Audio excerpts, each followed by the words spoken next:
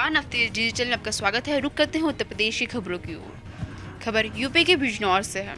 नाबालिग बच्ची के साथ हुए दुष्कर्म के मामले का आरोपी सिपाही मनोज रस्तोगी को आज पुलिस ने जेल भेज दिया है। उस पर दुष्कर्म व मारपीट का मुकदमा दर्ज था। उसके साथ ही एसपी धर्म सिंह ने बताया कि आरोपी मनोज को जेल भेज दिया गया है, लेकिन वह अपने आप को बेकसूर बता रहा है। मेरे ऊपर एक कविता चौधरी नाम की महिला ने झूठा मुकदमा पंजीकृत कराया है। उस महिला ने पहले मुझ पर एलिगेशन लगाए थे कि 11/9/2020 में मेरे घर आके मेरी लड़की से बलात्कार किया है। उसके बाद उसने उसी प्रार्थना पत्र पे मुझसे 7 तारीख में फैसला कर लिया। 7 तारीख जो फैसला किया उसमें फैसला काफ़ी इंस्पेक्टर साहब को कप्तान साहब व्हाट्सएप की गई है। कप्तान साहब ने उस पर ओके भी लिख के भेजा कि हाँ तुम्हारा सूचना मुझे मिल गई है। लेकिन उस महिला ने दोबारा फिर 31 तारीख मुकदमा कायम कराया है। 31 में मनोज रस्तोगी, जिनके खिलाफ 376, 511, पॉक्सो एक्ट और 406 आईपीसी का अभियोग पंजीकृत था। कोतवाली पुलिस ने आज इसको गिरफ्तार किया है। गिरफ्तार करके इनको जेल भेजा जा रहा है। इसकी विवेचना थाना प्रभारी द्वारा की जा रही है। सुसंगत साक्ष्य एकत्रित हैं, अन्य विधिक कार्रवाई की जा रही है। खबर यूपी के हाथरस से है। हाथरस पुलिस द्वारा हत्या कर नहर में फेंके गए युवक के शव का खुलासा कर 2 हत्या आरोपियों को गिरफ्तार किया और तीसरा युवक फरार है। घटना में प्रयुक्त आला कत्ल, एक बास्केट डंडा व एक सफेद पिटका बरामद की गई। पुलिस द्वारा मौके पर पहुंचकर मृतक के शव को कब्जे में लेकर पंचनामा कर पोस्टमार्टम के लिए भेज दिया गया और साथ ही मौके पर फॉरेंसिक टीम एवं सिविल लाइंस टीम को बुलाकर साक्ष्य संकलन की कार्यवाही की गई थी तथा 3 दिन बाद ही शव की शिनाख्त रामहरी निवासी ग्राम रोहिणी, थाना हाथरस गेट, जनपद हाथरस के रूप में हुई, जिसके संबंध में थाना जंक्शन पर मुकदमा पंजीकृत किया गया था। युवक की हत्या गला दावा कर किया गया है, तभी से पुलिस युवक की हत्या की गुत्थी को सुलझाने में लगी थी।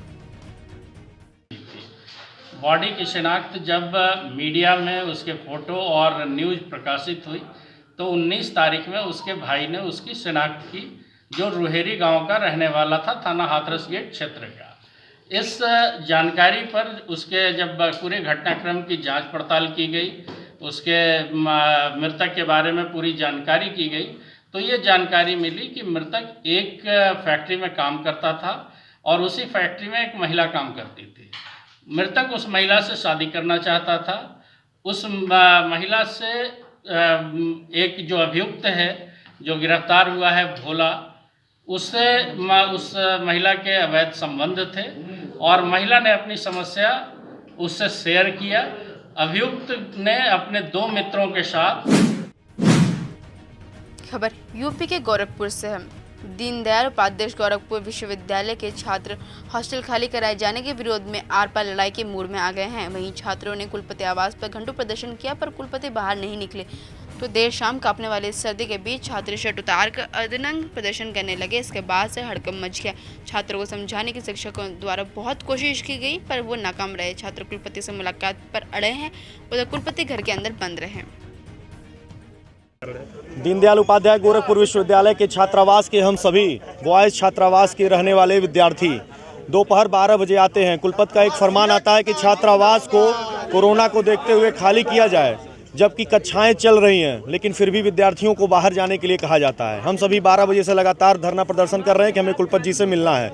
एडी बिल्डिंग में जब हम धरना देते हैं, हमें नहीं मिलने दिया जाता, तो हम कुलपति जी के आवास पर आकर धरना दे रहे हैं। 5 घंटे तक धरना देने के बाद भी कुलपति जी बाहर नहीं आते, हमसे संवाद नहीं करते हैं। यूपी के बांदा से है। सर्दी का सित में एक परिवार पर इस तरह कहर बन के बरसेगा वह कभी किसी ने सोचा नहीं होगा। ऐसा ही एक दर्दनाक मामला जनपद से सामने आया है, जहां ठंड से बचाव के लिए जलाए गए अलाव की चिंगारी से कच्चे घर में लगी आग में मां व 3 मासूम बच्चों की जिंदा जलकर मौत हो गई। घर में भूसा भरा होने के कारण आग ने विकराल रूप ले लिया और किसी को बाहर निकलने तक का मौका नहीं दिया। सुबह आग की लपेट देखकर गांव वालों ने शोर मचाया, लेकिन अंदर जाने की हिम्मत कोई नहीं जुटा पाया। सुबह करीब 8:30 बजे थाना पुलिस और फायर ब्रिगेड पहुंची और आग बुझाने के बाद और मलबे से शवों को खोजकर बाहर निकाला। मौके पर एसडीएम व सीओ समेत अफसर मौजूद रहे। आज थाना मरका क्षेत्र में एक दोबिन का पूर्वा हेलमेट ऑफ मऊ, वहाँ पर एक थाने पर सूचना प्राप्त हुई कि एक मकान में आग लगने की वजह से एक महिला और उसके 3 बच्चे उसमें जल गए हैं।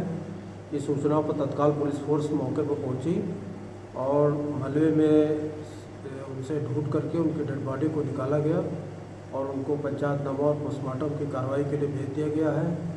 अभी घटना किस वजह से हुई है इसकी अभी पूरी बात अभी स्पष्ट नहीं हो पाई है।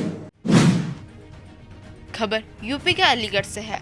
अलीगढ़ के अंदर 15 से 20 बेखौफ नकाबपोश हथियारबंद बदमाशों ने एक घर के अंदर घुसकर परिजनों को बंधक बनाया। बदमाशों ने हथियारों के बल पर लूट कर डकैती की घटना को अंजाम दिया है। तो वहीं उसके बाद बदमाश 8 मवेशी, सोना चांदी के जेवरात और घर के अंदर रखी नकदी लूट कर मौके से फरार हो गए। लूट की सूचना मिलते ही भारी पुलिस बल के साथ इलाका पुलिस सहित आला अधिकारी मौके वारदात पर पहुंचने के बाद तफ्तीश कर जांच में जुट गए हैं। कल रात को थाना गांधी पार्क में एक वादी ने सूचना दी थी रात को पुलिस को कि उसके घर पे कुछ हथियारबंद लोग आए और उसको बंधक बनाया और उसके घर से 8 भैंस उसने बताया कि 8 भैंस वहाँ से लेके चले गए।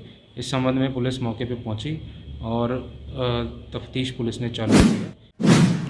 खबर यूपी के बाराबंकी से है। शिक्षा भर्ती में चयनित हुए कुछ छात्र मित्रों को सहायक अध्यापक पर नियुक्त होने के नियुक्ति पत्र तो मिला, मगर जब वह अपने लिए स्कूल गए तो उन्हें नियुक्ति रद्द होने का फरमान सुना दिया गया। अब वह बेसिक शिक्षा अधिकारी कार्यालय पर बीती रात से धरने पर बैठ गए हैं और समस्या हल न हो पाने की स्थिति में वह आमरण अनशन की बात कर रहे हैं। उधर बेसिक शिक्षा अधिकारी ने इनकी नियुक्तियों में त्रिकोटियों को इनका कारण मान रहे हैं और शासन से निर्णय आने पर ही इन्हें नौकरी देने की बात कह रहे हैं।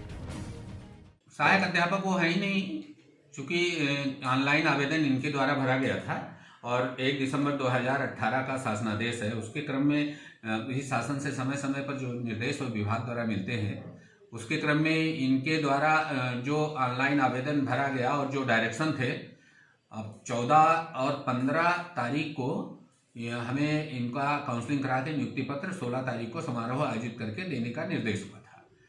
इतनी ज़्यादा संख्या थी, काउंसलिंग कराई गई और काउंसलिंग कराने के बाद फिर 26 तारीख को जब विद्यालय आवंटन की बात हुई सभी लोगों की, तो उसमें यह कहा गया कि यदि इनके विसंगत कोई हो तो तत्काल अवगत कराया जाए। जब उनका पुनः परीक्षण किया गया तो यह पाया गया कि कुछ शिक्षा मित्र हैं जो अपनी शिक्षा मित्र के पद पे रहते हुए उन्होंने संस्थागत डिग्री ली, जिसमें से कुछ शिक्षा मित्र हैं 2 महीना पहले अगर नियुक्त हो गए, उसके बाद उन्होंने बाद में 3rd ईयर व्यक्तिगत किया। जो ऑर्डर किया है सर के द्वारा किया गया है, ये वापस नहीं लिया जाता है, हम लोगों को बहाल नहीं किया जाता, तब तक हम लोग अनिश्चितकालीन भूख हड़ताल करेंगे। और अगर ये 2-3 दिन के अंदर हम लोगों की बात नहीं मानी गई तो हम लोग आमरण अनशन पे सारे लोग एक साथ बैठ जाएंगे, नहीं हटेंगे और खाएंगे पिएंगे कुछ भी नहीं, चाहे मर जाए यहाँ बैठे। आज बात किया, क्या कुछ बताया उन्होंने? आज सर से हमारी जब बात हुई तो उन्होंने वही पुरानी बात हमको दोहराते हुए कहा कि आपको नियुक्ति पत्र गलत तरीके से दे दिया था, इसलिए उसको निरस्त कर दिया है और हमने अकेले निर्णय नहीं लिया है, सारी कमेटी मिलकर के निर्णय लिया गया है और ये निर्णय सर्वमान्य है, हम कुछ नहीं कर सकते आपके लिए। आप जाइए गन्ना संस्थान में धरना दीजिए, जहां हम लोग कार्य में बाधा मत डालोगे तो हम आपके नाम FIR करेंगे। यह खबर यूपी के बिजनौर से है। चांदपुर थाना क्षेत्र, जहां बीती रात उत्तराखंड पुलिस और STF को सूचना मिली थी कि नामचीन बदमाश कुलदीप उर्फ केडी उर्फ तनप्रीत, जो ट्रिपल मर्डर लूट हत्या का मुलजिम है, पैरोल पर फरार है। 2 राज्यों के पुलिस और STF टीम रात भर चांदपुर क्षेत्र में नामचीन शातिर बदमाश की तलाश में खाक छानती रही, लेकिन बदमाश पकड़ में नहीं आए। देश विदेश के ताज़ा तरीन खबरें जानने के लिए देखते रहे नवतेज डिजिटल। नमस्कार।